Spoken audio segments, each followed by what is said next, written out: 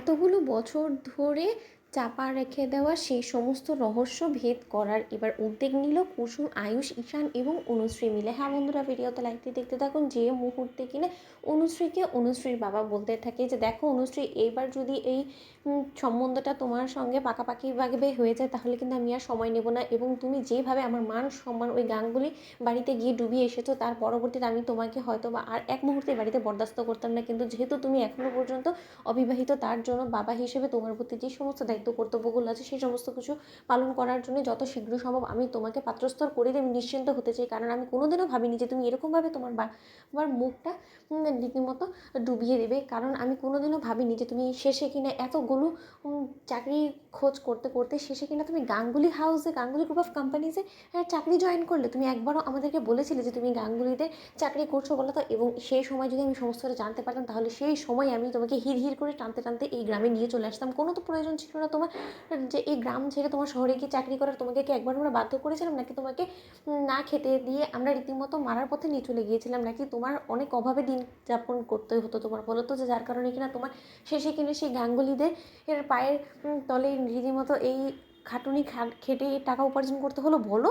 ঠিক সেই মুহূর্তে যখন কিনা অনুশ্রীর উপরে চিৎকার চেঁচামেচি করে সেখান থেকে অনুশ্রীর বাবা চলে যায়, ঠিক তার পর মুহূর্তেই যখন কিনা অনুশ্রী পিসিমণি বলতে থাকে যে আচ্ছা অনুশ্রী, তুই তো ছোটো বাচ্চা মেয়ে নয়, তোর কদিন বাদে বিয়ে হতে চলেছে, এখনও পর্যন্ত তুই যদি এই সমস্ত ছেলে মানুষগুলো করিস তাহলে কি হবে বলতো।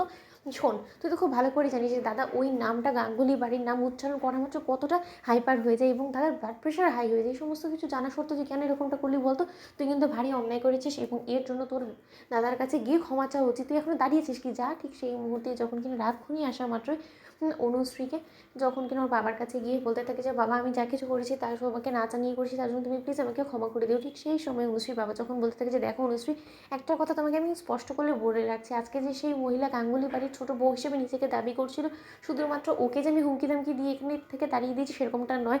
আমি কিন্তু প্রয়োজন পড়লে তোমাকেও পরিচয় দেবো না। তোমাকে যদি আর কোনোদিনও আমি শুনেছি যে তুমি গাঙ্গুলিদের কারোর সঙ্গে কোনোরকম কোনো যোগাযোগ রেখেছো এবং কোনো মতে ওই নামটা অবধি তুমি তোমার মুখে উচ্চারণ করার চেষ্টা করবে না, কারণ আমি কোনোভাবেই পছন্দ করি না।